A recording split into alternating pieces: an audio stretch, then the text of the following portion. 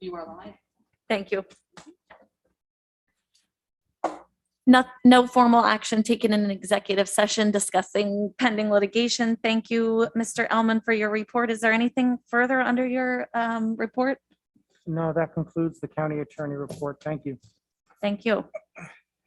All right, Ms. Allen, report of the clerk. Yep, 7A is the resolution tracking report that's in your packet. If you have any questions, just get in touch with me. I'd be happy to answer those.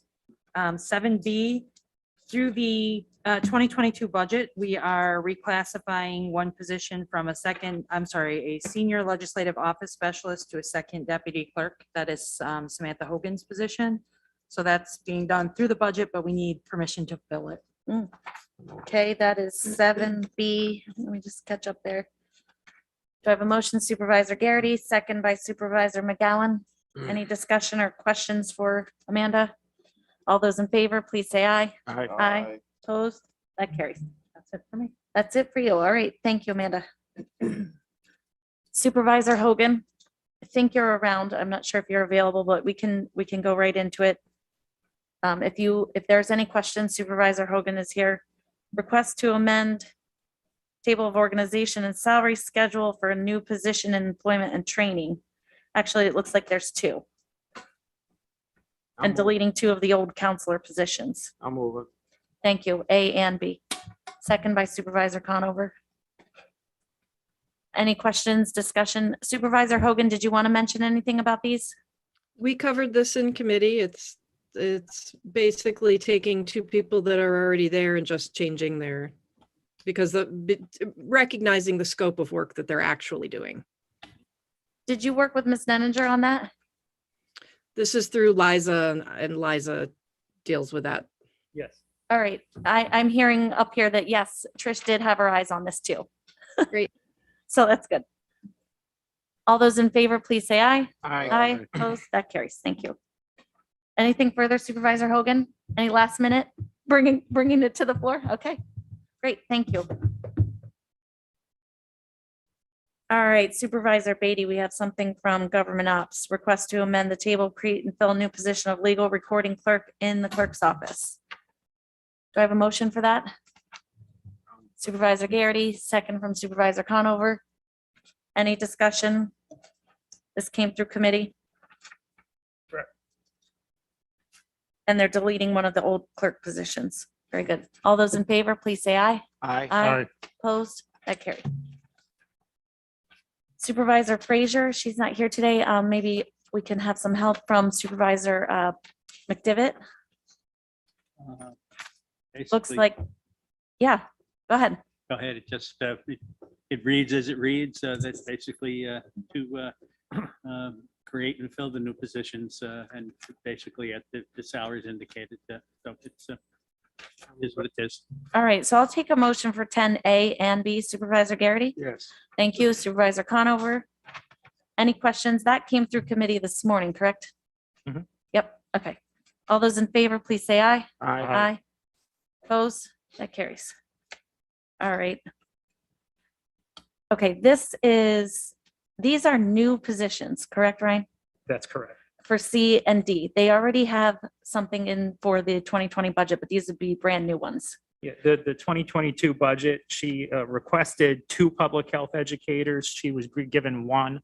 And the reason is the request looks a little different in August than it does now. So, and the second one, the budget request was for 1 additional registered professional nurse to help with the immunizations, the vaccinations, I should say. And this is for a second because she really believes that she has the need. I'll make the motion. Thank you, Supervisor Garrity, second by Supervisor Driscoll. Hold on. I got my mask on though. I just note here that it's effective January 1st. Can we make that a little earlier or can we not do that? Say at the end of right after the board meeting. It would be a difference of the start date of January 20th instead of, it's only 2 weeks. You mean December 20th? Yeah, December 20th as opposed to January. Okay, so just leave it and it'll be cleaner that way. You could if you wanted to. Okay, so maybe best just to leave it as January 1. Okay. Anything else? All those in favor, please say aye. Aye. Opposed? That carries. Let's see, Andy. I did see Andy, right? Okay. All right. Coming out of Public Safety Committee, we have a request to create and fill a new position of Patrol Officer number 6 and delete the position of Civil Law Enforcement number 2. Moved by Supervisor Garrity, seconded by Supervisor Conover. We do have the sheriff here in the room if we have any questions. All those in favor, please say aye. Aye. Opposed? That carries. B is changing the title of School Resource Officer to a Special Patrol Officer. Can I have a motion? I'll make a motion, but I need just a little explanation. Sure. I have a motion from Supervisor Garrity, and I need a motion from, or a second from, so I'll second that. And then go ahead, Supervisor Garrity. Well, it's the same, doing the same thing, but you're just having a patrol officer available, correct? Or it's a patrol officer taking the resource position? Let's ask I the remember sheriff you to said come to the something podium. like that. I just don't remember the full. They're still school resource officers, Right. but there was a title, a civil service title of police officer part-time, which we still use for Marine unit officers. Working with Trish, the special patrol officer is more appropriate for a school resource officer, given the duties and jurisdiction, as well as if a school wants to request a waiver, it's easier to get a waiver because the title is most appropriate. Okay, yeah, I know you said that before. I think I was there.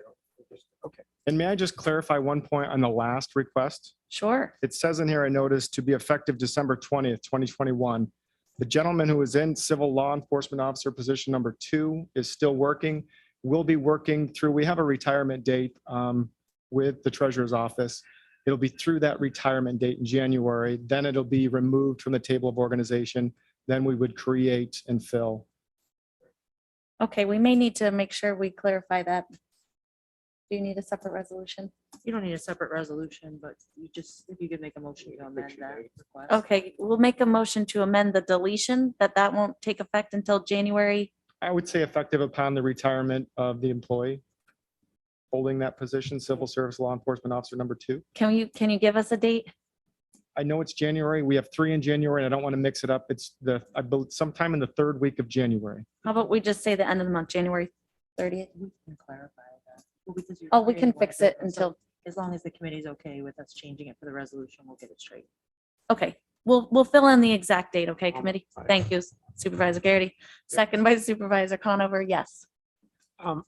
Jim, it's been a while, refresh my memory here. The positions are county positions and the school districts reimburse us of the costs, but these are county positions. And I guess my follow-on question, you shook your head yes. I think I understand that correctly. And my only other question is, does this fall into, do these positions fall under the bargaining unit? No, part-time positions do not, Okay. only full-time employees. That answered my question. Thank you. Okay, I need to get a vote on that, a slight amendment about deleting the position based on the individual's retirement. All those in favor, please say aye. Aye. Aye. Opposed, that carries. Are we okay, Amanda, for that? All right. Did I take a vote on B? Got the motion. Supervisor Merlino, you had your hand up earlier. Oh, that's fine. All set? Mhm. Anything else, committee, others? All those in favor, please say aye. Aye. Opposed? That carries. All right, the third one, as you'll see on the note, this did not come through committee. It's to increase the salary of the undersheriff effective starting the beginning of the year. Would you want a like motion? to make a motion? Supervisor Garrity, second by Supervisor McGowan. Did you have Open for discussion. something? yeah. Yes, go ahead. Why didn't this come to committee? Well, There's, Go ahead. my understanding, there's a discussion that the sheriff had with the chair of the committee, and the chair of the committee preferred to send it directly to personnel. All right. Well, I guess I would have liked to have the discussion, so can we have it now? Yes, go ahead. Because I remember our sheriff being here, and I think it was like a performance schedule chart where you came up with that 114 change. Initially, that's how the number was determined. Yes, I looked at the grade for the position of undersheriff and the longevity. I understand now, it's been explained that there are some more variables with that as far as the practice of determining the salary schedule goes. Looking at it now in hindsight, and it probably will put it in better perspective. A leader, when you're picking your team of leadership, you want to select people that have certain qualities and experience. And back in 2019, I made a really great choice, and I'm happy that Terry Como joined our team. But when he did, he'd never even served as a first-line supervisor, had no experience in supervision. And now we're asking him to be in our command staff as a second in charge, an administrator. We met in 2019 and we established a salary, the county administrator and I and the undersheriff, in 2019 of $107,941. During that time, again, Terry Como was untested. We're establishing a salary for a new employee that we don't know how well they're going to perform.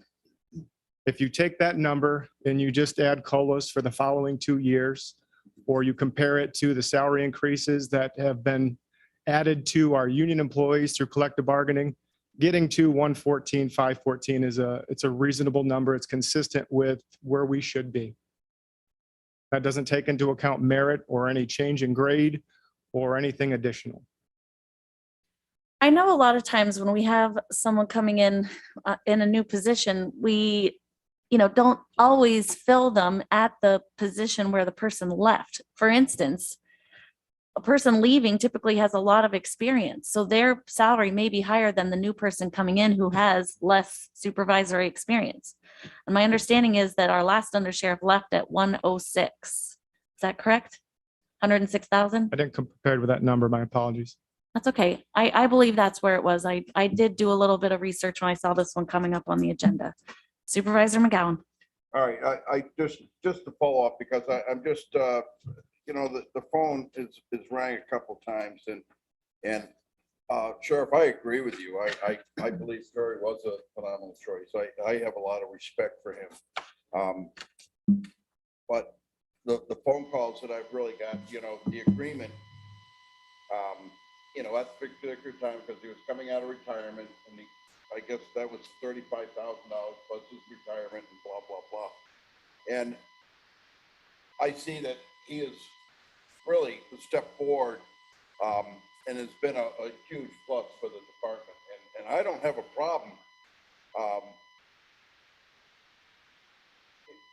I don't have a problem giving him the money, but I have a problem at the 114,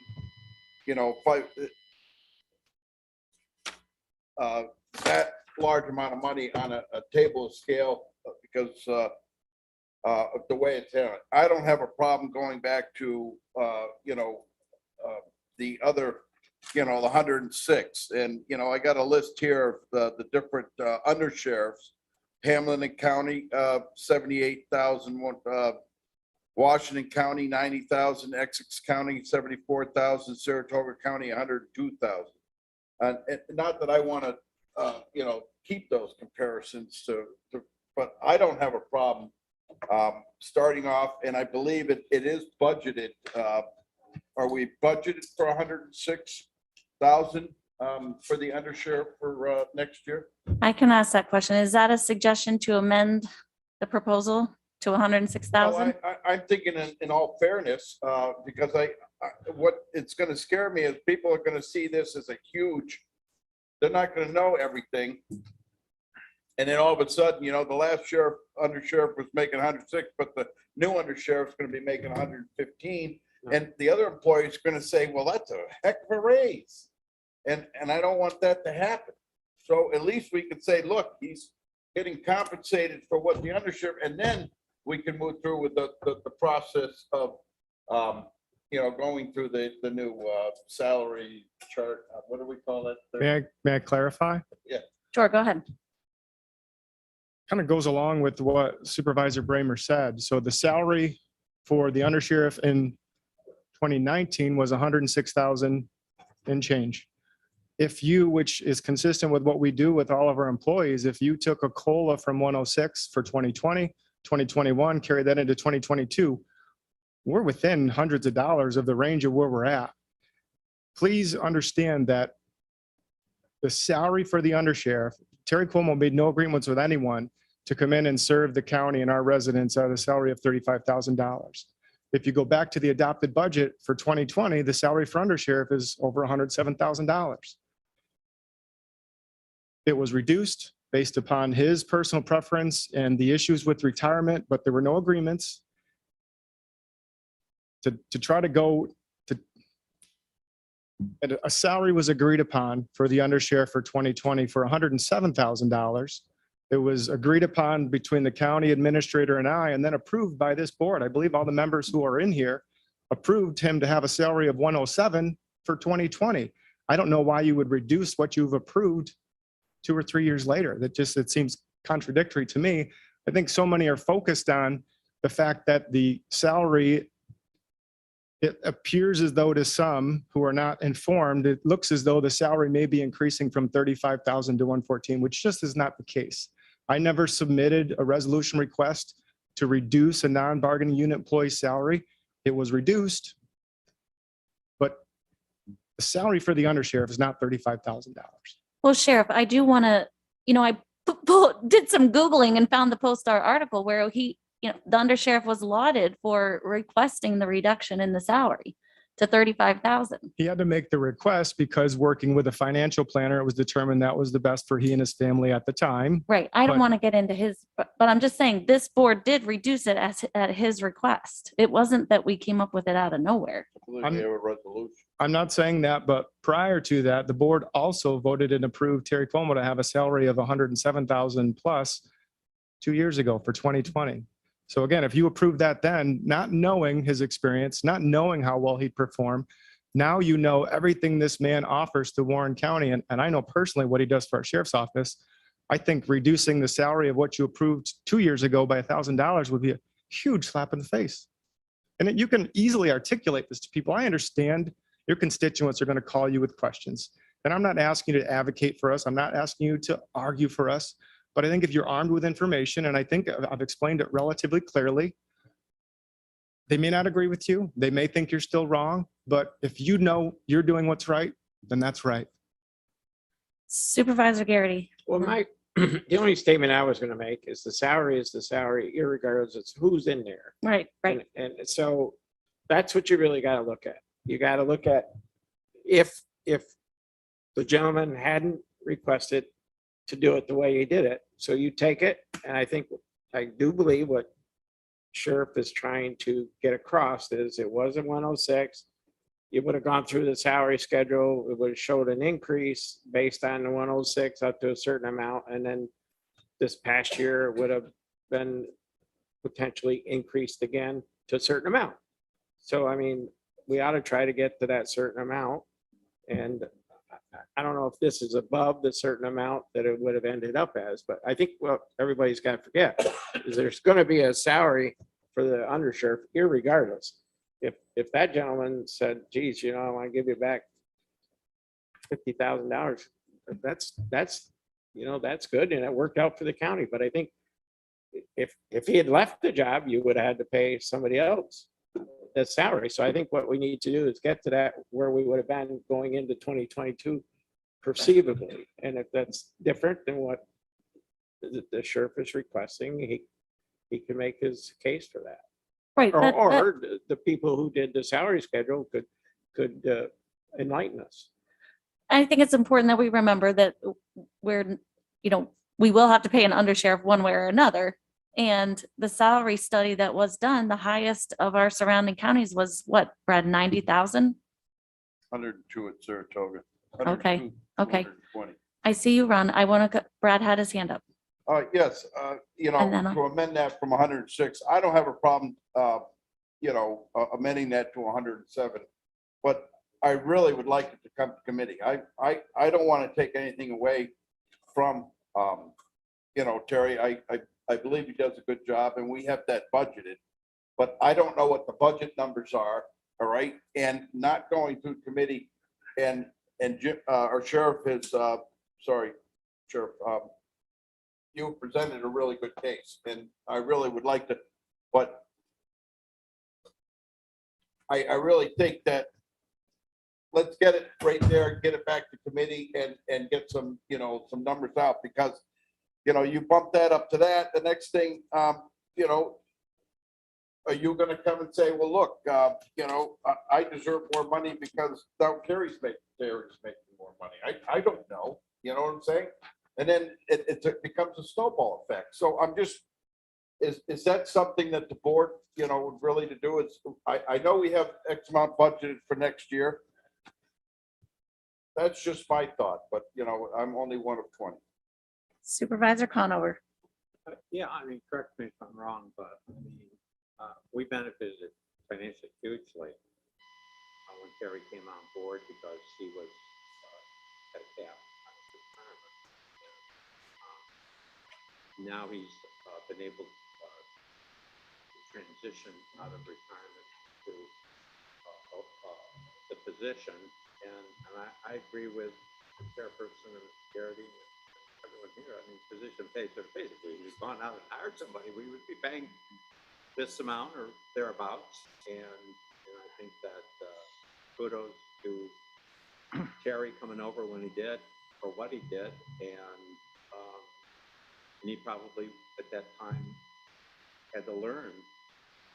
It's not like we know, the P's and Q's are coming out of retirement, what's required and what's required, exactly what's required, but we benefited over that period because we weren't paying 106 or 100 or 90 or 130. We were paying, up to the cap, and he worked full time, and he did the job.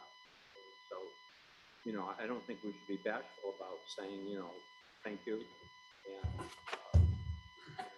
But now the sheriff has someone that he wants to be his full-time undersheriff, that he has confidence in, and that's what the position is graded at, and that's what it pays. And so, as far as what the final number is, I mean, I'll leave that up to those of you that are more intimate with the situation, but I don't think that the sheriff and Terry should be disparaged for having saved this county an awful lot of money. I don't want any appearance that we're disparaging anyone. I will say as personnel chair, there have been other requests coming through about increasing people's salaries, and we've been holding the line, so to speak. So I just want that to be out there. Supervisor Beatty, then Driscoll, then Hogan, then I see your hand up again, Garrity. Sure. Supervisor Garrity. Go ahead, Doug. Okay, thank you. Madam Chairwoman, the undersheriff, before Terry came on, left at 106. He was an experienced person. When we hire people, we hire them in a salary range. We don't automatically put them at what the last person made. They may be more experienced, they may be less experienced. And I think that's a misnomer here that I think we're kind of getting, unless I'm wrong, and it's a possibility. But we don't automatically hire somebody in at what the last person made. I know for a fact we haven't done that in other cases up here at the county. We've actually paid more, we've actually paid less. So the sheriff even said, well, he came in with no supervisory experience. Supervisor Conover said basically the same thing. So I'm not sure if the board would have brought him in at the 106 under those parameters, because he wasn't where the sheriff said he needed to be on a supervisory experience. Now, he's done a great job for these 2 years, but so I'm not comfortable at all with going to 114 based on all that information. I would be comfortable at 106 or 107, that's what we budgeted. But I wouldn't be comfortable at all at 114. And let's remember one other thing. This isn't a 1-year thing. This isn't an additional payment. Let's say he's there for the next, the rest of the term and another 6 years. Well, that's 6 times additional 7 or 8,000. That's another 42, 45,000 to the county. Right? A lot of times in public service, we miss that out. When I was on the school board, I know it's only $2,000 for the year. Well, the average teacher is there 25 years. That's a $50,000 plus. So, we got to look at the long term too. And I'm not saying he doesn't deserve it. And this isn't about him. This is about the process and about the qualifications at the time he was hired and so forth. So, thank you. Chairwoman. Supervisor Driscoll. No, Let me- let go ahead, Sheriff yep. speak. I don't really know Robert's rules very well, but it helps me to respond. Are you leaving, Supervisor Beatty? Absolutely. Well, It just helps to respond to each point, but Maybe you I'll let wait my Supervisor turn. Driscoll Yes, go and then we'll come back. We'll definitely come back to you, Sheriff. okay. Okay. Thanks. I'll try to be quick. It's been my experience working with a number of other counties over my career that I agree that evaluations of salary structures are valuable, but they shouldn't be the deciding factor in voting. Even though you have job descriptions, oftentimes the duties and responsibilities, the day-to-day duties and responsibilities, the things that people are accomplishing are very different, even with our neighboring counties. I cite the fact that up in Hamilton County, 26 years ago, their Department of Social Services, and we've got a beautiful human service building. The Department of Social Services serving a lot of different programs was the double wide trailer in Indian Lake.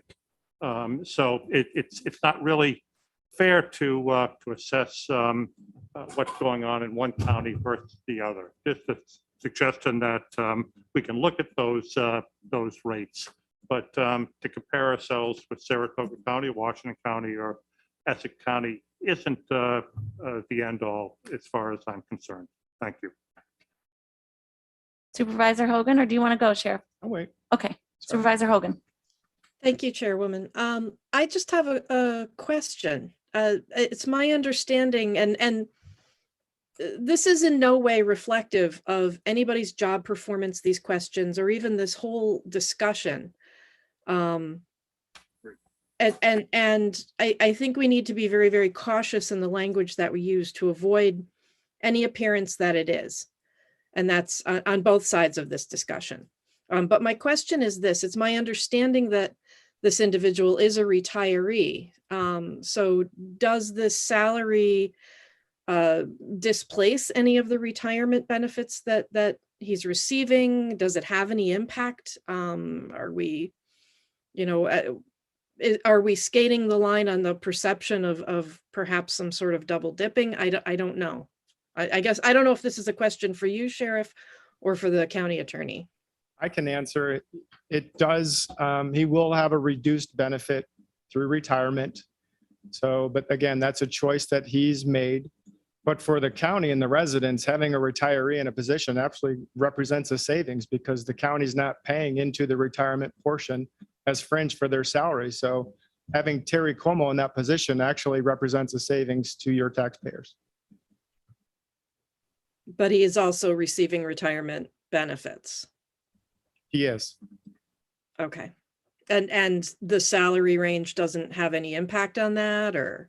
I don't know how you could take that into consideration with anything as far as establishing a salary. What he does on the outside or any of the investments or things like that he has should have no reflection or bearing on establishment of his salary. Does it restrict his ability to do these duties in any way? Does he restrict it to a certain number of hours or? Not at all. Okay, thank you. Yes. I had Supervisor Garrity on my list. Now I'll come back to you. Unless you want to, do you want to let Mr. Elman speak to that? I was just going to make a quick, go back to my original comment. The position was paid at X number of dollars. The increase was put in the next budget at X number of dollars. And if you base that factor and you based your increases and at the time, I don't think we were looking at who was in the undersheriff's position when we set the salary in 2021. I don't think we were looking at anybody's position and set the salary. You set it based on the job. And then, so you had an increase. It would have gone to certain, he would have taken the job at that amount of money. Then based on how you do your increases, the committee, it would have gone up a little bit. So I'm fine with just following that logic. I don't know That's all I'm saying, because I think we're making too much out of who it is versus the position. That's all I'm saying. You, whatever. I'll go to the budget officer, then I'll come back over to you, Mr. Allen. I think that at the time when it was budgeted, there was a 3% pay raise that went into the salary, but there was also steps. As that chart has steps on it, and this gentleman's been here a number of years. Actually, it could have been higher. Mr. So- Allen? This was a compromise, actually.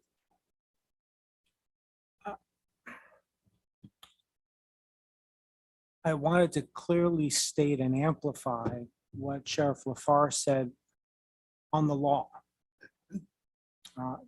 And it's just to clarify for Supervisor Hogan, her question and the series of questions which she asked. Under New York State law, any retiree in any New York State pension fund is allowed to have further and other employment.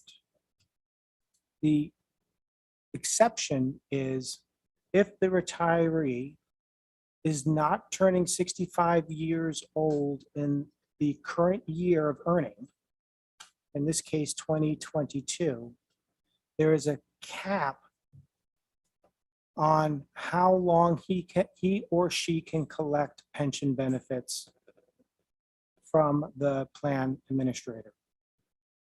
So the cap is $35,000. So any employee who's also a retiree of the New York State system can receive their pension benefits up to the first $35,000 of outside income or other income other than from the pension. It's at that point where it's the retiree's responsibility and obligation, and the retiree's obligation only, to ensure that the pension fund has previously been notified or is notified that they have reached the $35,000 limitation so that they should not receive further pension benefits from that point in the calendar year forward. So it's a lot of words, but basically any individual who's a retiree can earn up to $35,000 with no impact on their earned pension benefits for that year. It's only when any retiree exceeds that $35,000 amount, that $35,000 cap, that an obligation and responsibility is placed on that retiree to notify the pension fund to stop further payments. And liability rests with the retiree, between the retiree and the pension fund, should that not occur. So that's basically a statement of what the law is, and I hope that clarifies for Supervisor Hogan the questions that she was asking. Thank you. It does. All right, guys, I think we should wrap up this conversation. I do want to make one note about the salary chart. There are other high-level employees who have been here for a long time, and we don't necessarily assign them the farthest out in their years of increment. That is not an automatic. On that note, go ahead, Frank. Yeah, We didn't hear either. okay. He had enough years to be at least one more step, if not maybe two. Beyond what Yeah. was assigned to him? Yeah, beyond what's.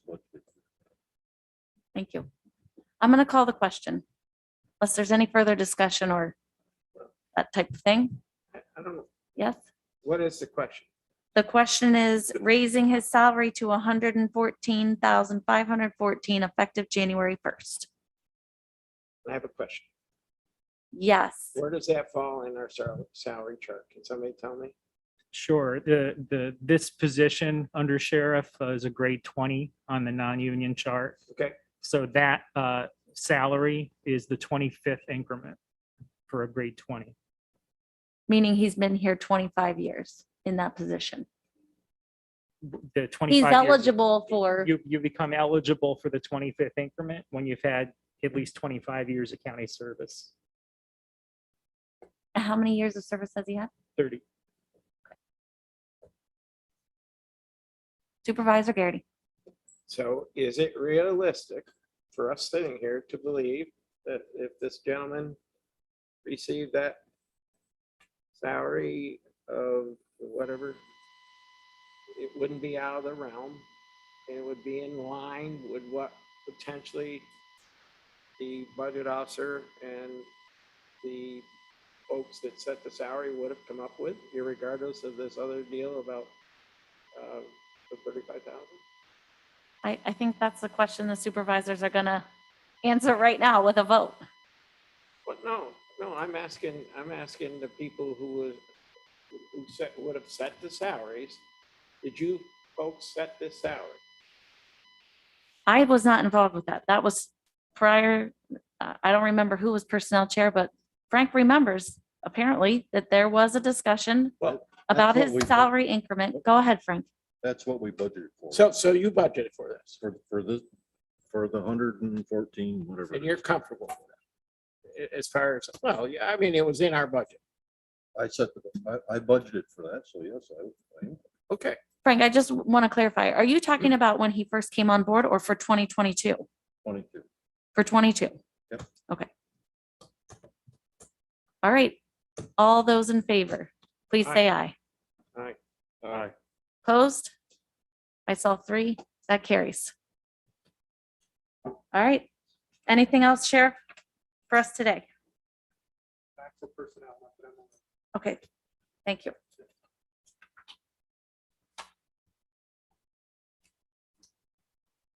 All right, Mr. Moore, we're to you. Thank Go you. ahead.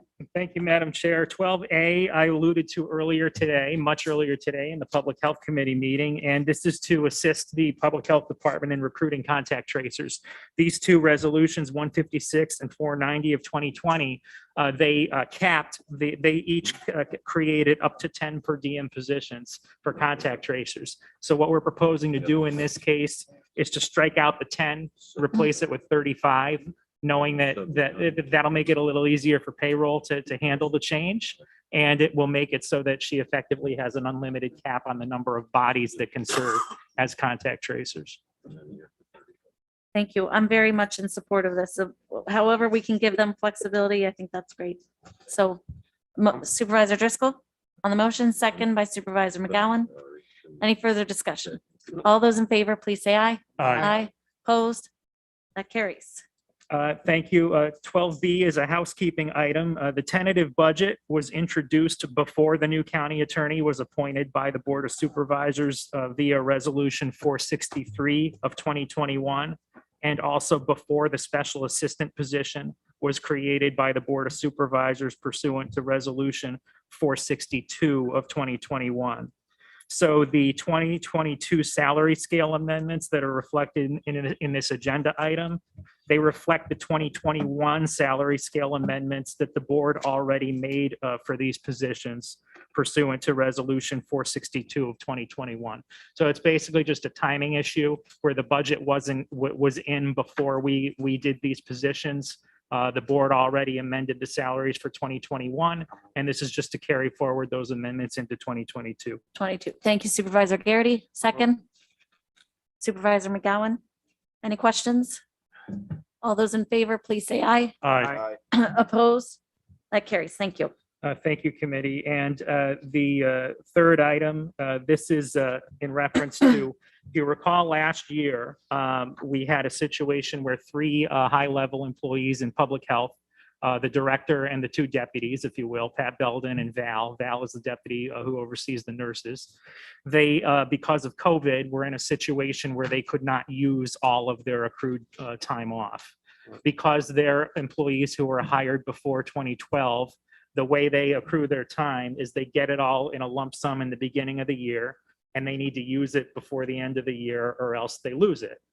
They have the ability to carry over 5 vacation days into the following year. But anything else that you don't use, you lose, unless there's an extenuating circumstance. our non-union policy on utilizing your time, if you want to go by the letter of the law and the policy, states that for your vacation that you're unable to carry over, that you did not have the ability to take. That also applies to your floating holidays. Your vacation, your floating holidays, you're able to make a petition to the Board of Supervisors to get paid out for that time. That's what our policy says. What we did last year was a little bit of a departure from the policy because these 3 employees also had personal time and they had days in lieu of. A day in lieu of is when you have to work like the 4th of July, a holiday. So you put in for a day in lieu of that holiday. So you had these 3 employees this time last year with vacation time, floating holiday, personal time, and day in lieu of.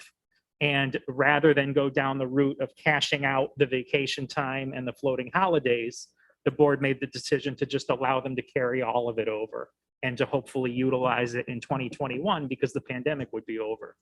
Obviously, that didn't happen. Now we're in a position where these employees have hardly been able to use any of their 2020 time. They've also amassed additional time in 2021. And there's a breakout of that in your agenda packet so that you see the full extent of the hours that they would be losing and the financial liability that's tied to those hours. So the question before the committee is what you want to do with this time, whether you want to pay it out or handle it in some other manner. Okay, and I do want to point out to the committee, as we're making a decision on this, it's a break from our policy to pay this out. So I'm suggesting a one-time payment.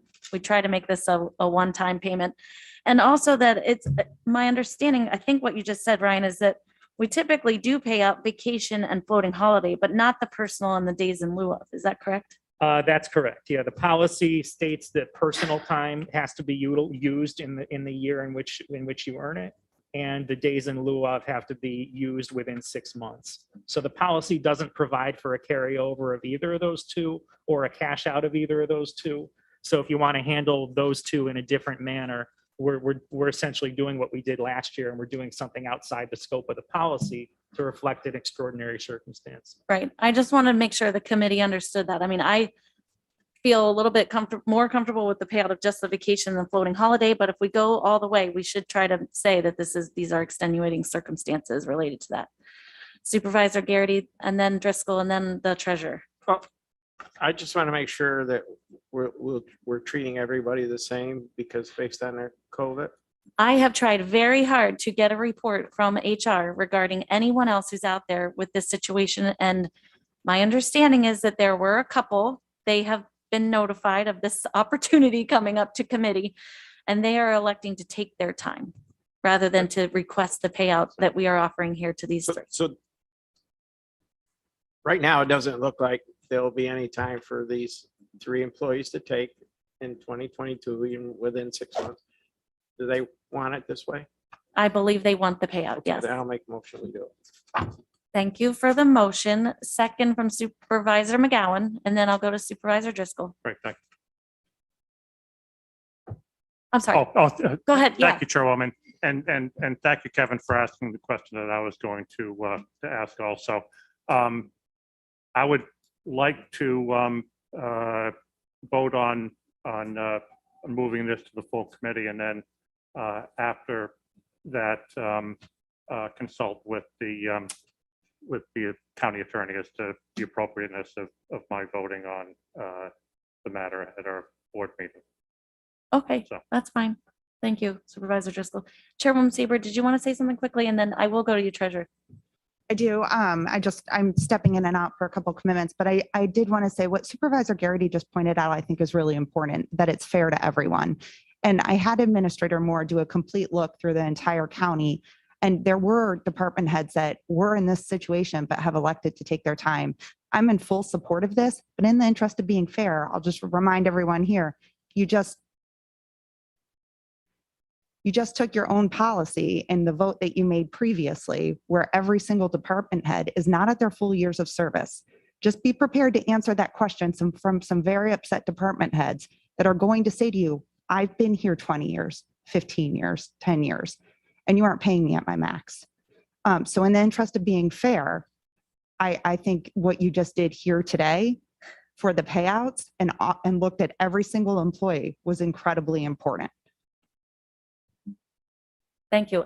Again, I did ask Jackie to pull reports. She has done that. As far as I know, there isn't anyone else in this situation. Certainly, if an employee comes up to us and says, We gotta treat them the same. we have to treat them the same. I completely agree. So hopefully between now and the board meeting, any employees still out there that we may not have discovered will come to us. Treasurer Swan. Yeah, I just want to say that after the discussion at the ARPA committee the other day about this, I went back and my staff and we researched this, and this is an eligible fund for an ARPA expense. And in my opinion, this is what ARPA is designed for, is to take care of situations like this and not have the taxpayer pay for this. Thank you. I was just thinking, let's have Supervisor Hogan speak to this, and there she is. It was my impression that the committee is willing to entertain this as an eligible ARPA, and Doug's nodding. I see that. So if, you know, but we just need to get it done, honestly. So our next ARPA meeting is Tuesday. If you want to bounce it back, but you know, it did get bounced from one to the other. Right. I think that the ARPA committee just wasn't ready. We're not at the stage of yet, you know, formally allocating dollars, but I do think that it was a consensus of the ARPA committee at the appropriate time to use money for this purpose. Exactly. You know, and I think the committee also understands that, no, we haven't fully formulated a spending plan to propose to the full board, but that we also need to be somewhat able to be responsive. Right. And this is a case, you know, we're not going to make them wait until June to get this. Mr. Moore. Yes, but the only point I wanted to make in terms of the point of equity is that any non-union employee under the policy has the ability to petition the Board of Supervisors for this. We did a review. We're confident that there's nobody else out there. But if somebody's circumstance should change in December, then they still have the ability to bring this forward in next year. And we have precedent for that. We have resolutions in the past where department heads primarily have come in January to petition the board for that payout, and that's been granted. So it's if we think we did a very thorough job there, but if something changes, then we have the ability to remedy it. And I will say too, that I've been encouraging Janelle, I know others have, the chairwoman has, to try to take some time, and those positions that we are hiring today that came through committee earlier will hopefully help them take a little burden off of them so they can actually take time off, because this accruing all this time is, you know, fine, but it's not really sustainable for the health of the department. Supervisor Conover. Yeah, I mean, I concur completely. I mean, my first thought on it when I think about things like this is extend the use or lose it time. But you get to a point where, especially now we're into year 2, where this is approaching the ridiculous, because now what we would be saying is that we have major people that are going to leave for 3 months, 4 months, or whatever the amount of time is, and that's not reasonable. And it's not as employers, I don't think that's reasonable. I mean, at a certain point here, during this virus, we're going to have to deal with issues like this, and you know, we're just going to have to suck it up, and we're going to have to deal with it. I mean, and no one likes to try to explain this, particularly the taxpayers or anyone else. But quite frankly, these people have been great soldiers for Warren County during a very difficult time, and have done an incredible job. And I don't think we should be bashful about saying, you know, that we can't continue to carry this forward, because we need these people in the future to be here and think about the sacrifice of their families. Yeah. You know, so I'm in support of this. All right. I think everybody is. We're going to do the full amount here laid out in 12C. Is that correct, committee? That's fine. Okay. I have a motion, right? And a second. Thank you. Any further discussion? I'm going to call the question. All those in favor, please say aye. Aye. Aye. Opposed?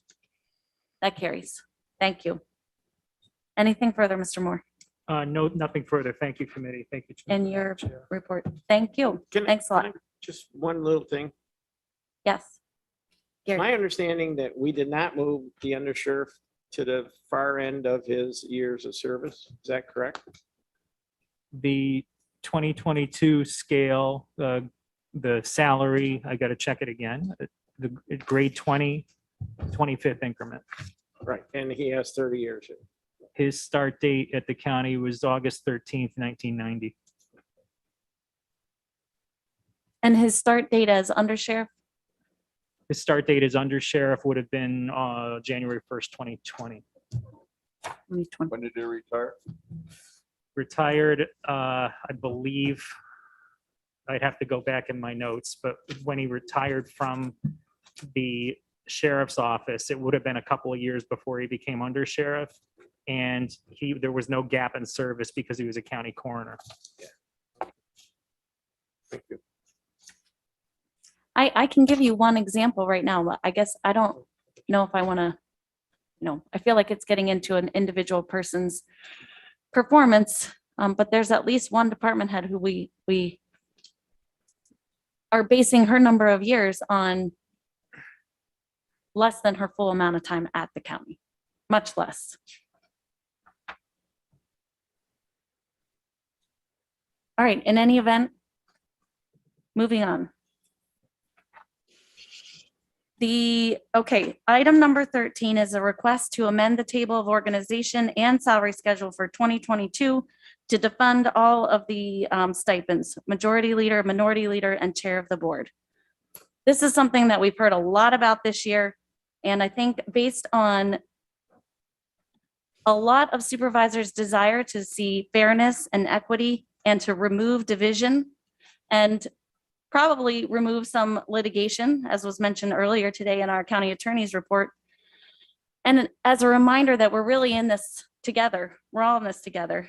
So the proposal is to remove all of the stipends as listed there in item number 13. Is there a motion to bring this to the floor for discussion? Bring that motion. Thank you. Do I have a second? I will make that second. Any further discussion? Supervisor McGowan. I agree with you. It's been a long year. It's been brought up so many times. We do have litigation over it. And as I've been saying all year long, there's no I in team. So let's make it all an equal playing field and just eliminate it, defund it, and work as a team. So, all right, made a motion. Thank you.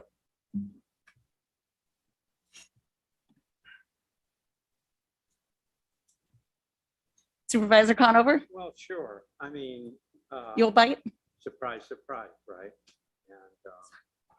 And here we are within what, 26 or 27 or 28 days? Ron, can you speak? 26, Sorry. 27 or 28 days of constituting a new board with new board members.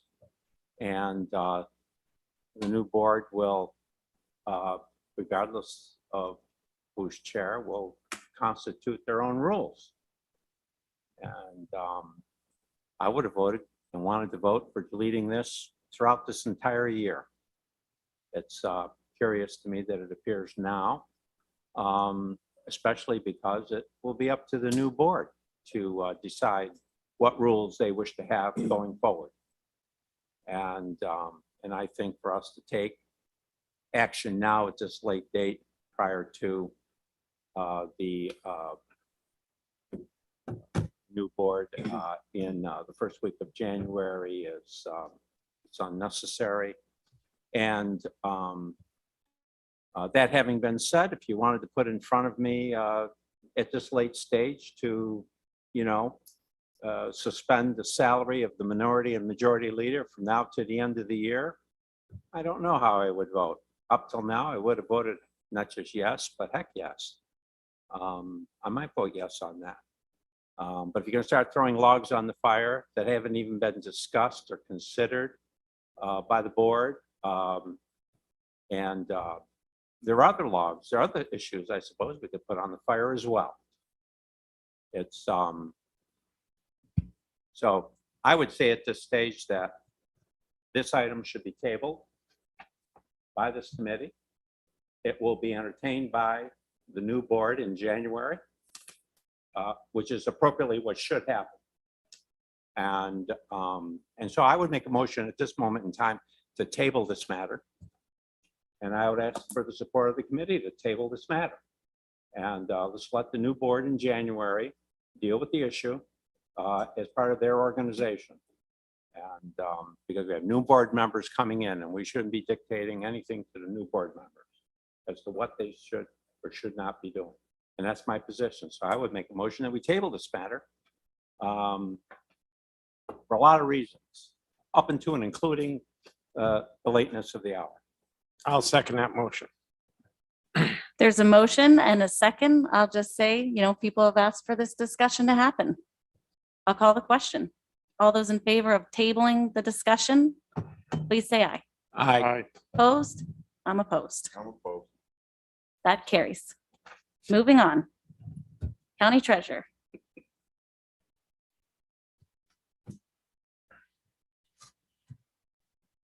All right, this item of pulling my payroll supervisor and payroll technician out of the union and making them non-union employees, I went back and looked. I've been working on this for 7 years, gone all the way back to when Administrator Dusick was here. And there's been a lot of meetings, a lot of this and that. At one point, Larry Peltowitz was going to take it to PERB. It was supposed to go to the negotiating team, to the union. I haven't heard whether anything happened with that. The only thing I can say is that there are no counties that have payroll people that are in the union. They are all out of the union employees.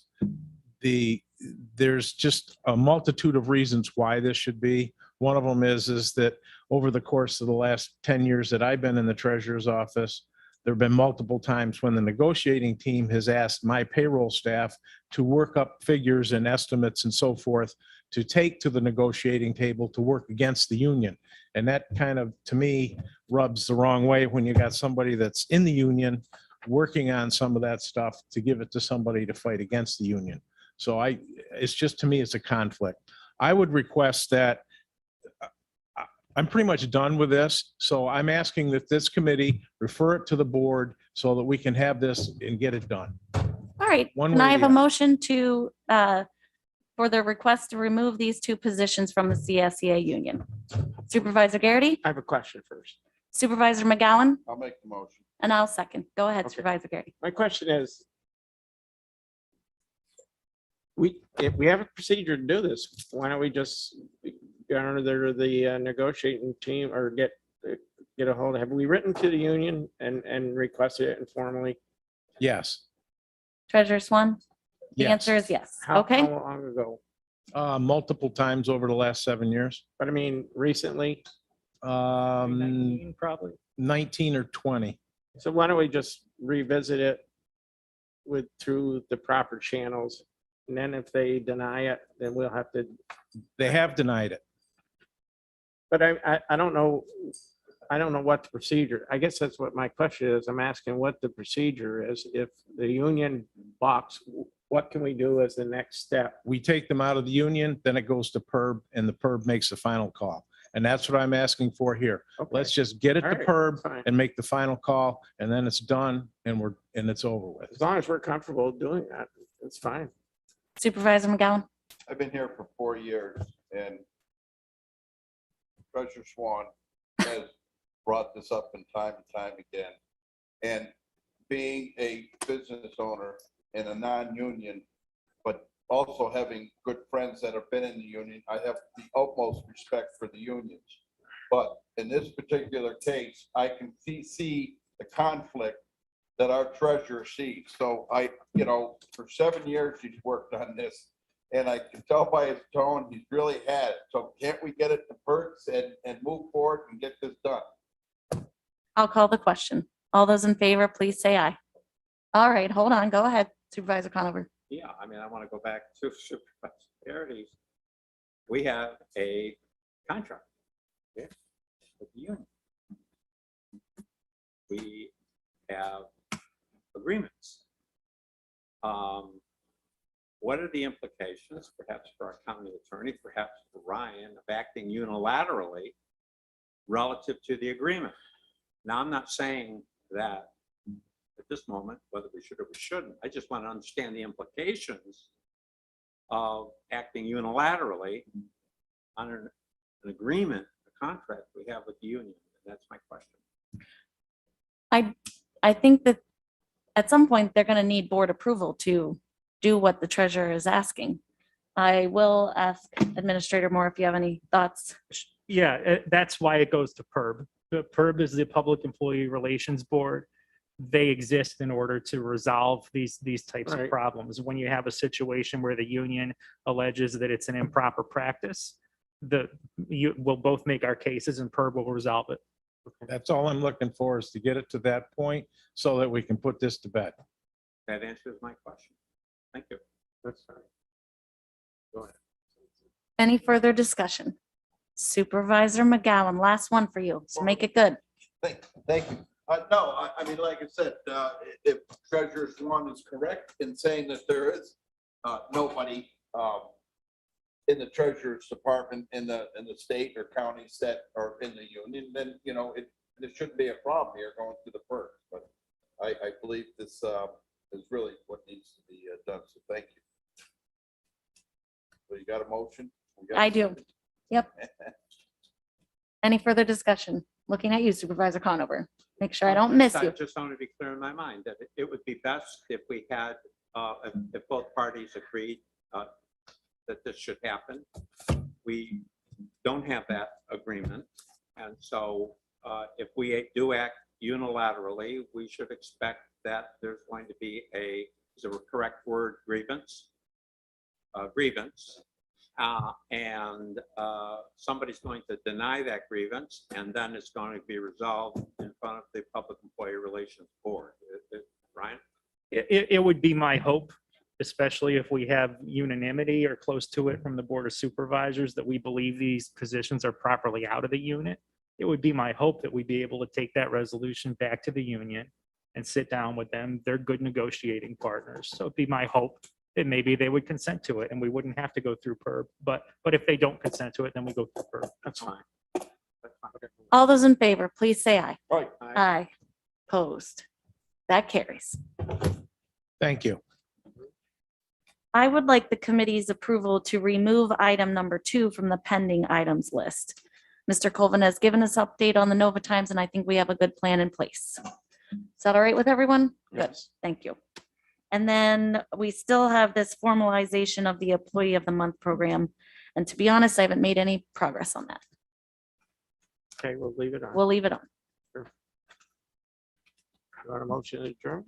Let me just see if there's any public comment on YouTube, Mr. Lehman. I will. All right.